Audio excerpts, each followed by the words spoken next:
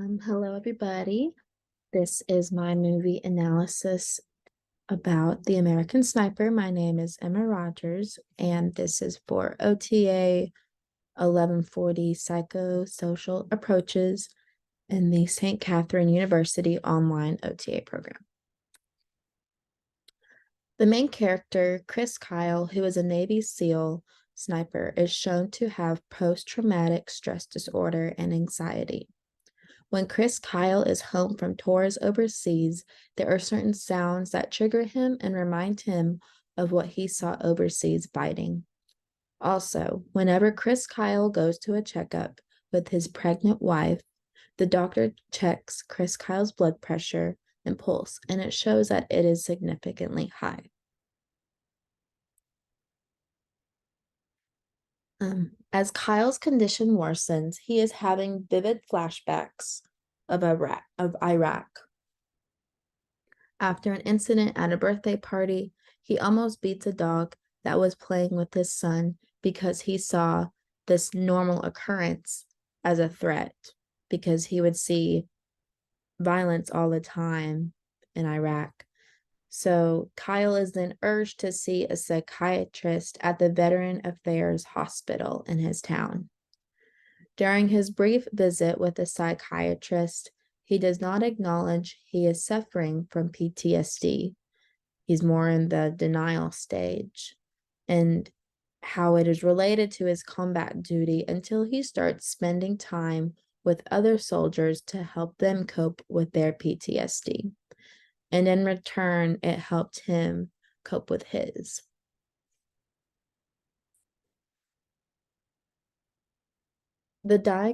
According to Bonder, post-traumatic stress disorder follows a major life stress that is more severe than those found in everyday life, such as war or anything traumatic. PTSD is recurring the event and the feelings that come with the event. Symptoms of PTSD include disturbed sleep, exaggerated startle reflexes, poor concentration, and extreme irritability, which is often accompanied by aggression, which we saw that in whenever he was about to beat the dog at the birthday party. Chris Kyle meets the criteria for the diagnosis of PTSD because he went through a major life stress, that being war.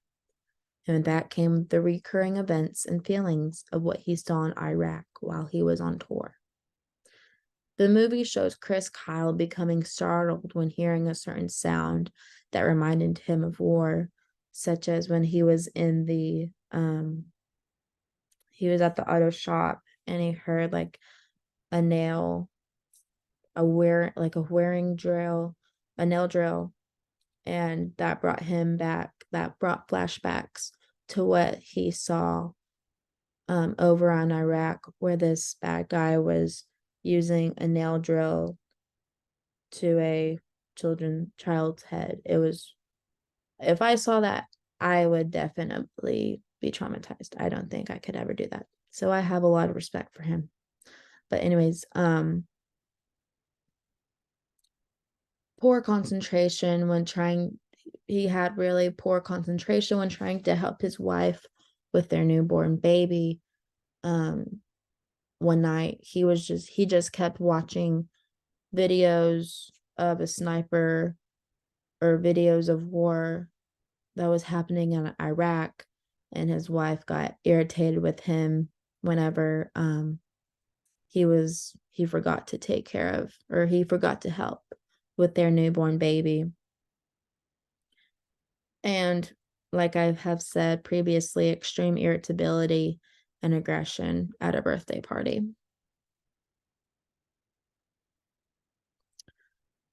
American Sniper accurately represents the disorder PTSD and how a soldier deals with it. Oftentimes, such as in this case, it is common for a soldier to have PTSD when coming back home from war. They have seen terrible things. In most cases, many soldiers have had a hard time admitting that they are struggling with PTSD, as they worry they will let their guard and ego down. American Sniper gives an accurate representation of PTSD and what leads up to developing the condition out and how it affects the individual and how they live. It does not show that Chris Kyle takes any medication for his condition, but he does see a psychiatrist after the incident at the birthday party, and the psychiatrist advises Chris Kyle to spend his time with others who have PTSD from war. This is a form of group therapy. Other treatments for PTSD include cognitive behavioral therapy and prolonged exposure therapy. Mind-body interventions such as yoga and meditation are helpful too. Social, emotional, and cognitive strategies, interventions make a huge impact on veterans.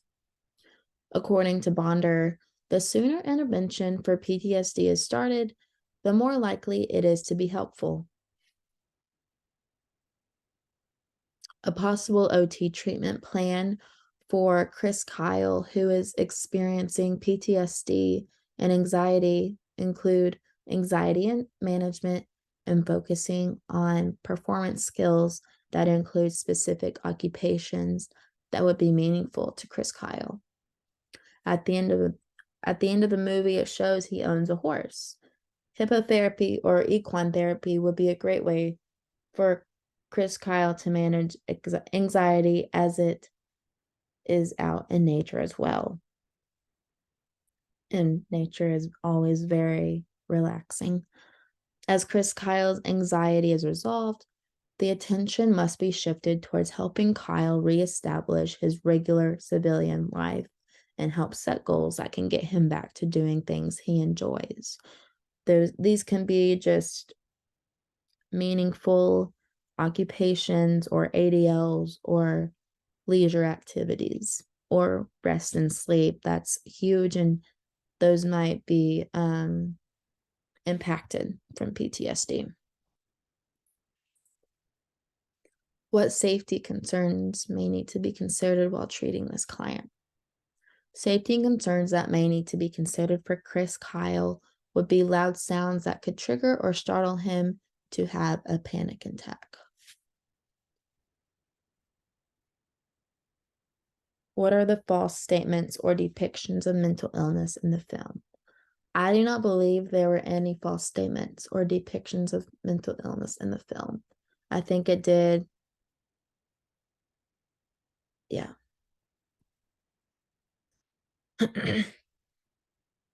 Are there accurate depictions? How do you know? When Chris Kyle was talking to the psychiatrist stated that his condition could significantly be related to his combat duty and the amount of killings Kyle has had in his career. PTSD happens because of a stressful life event, such as war, and I believe the psychiatrist was correct when he made that statement.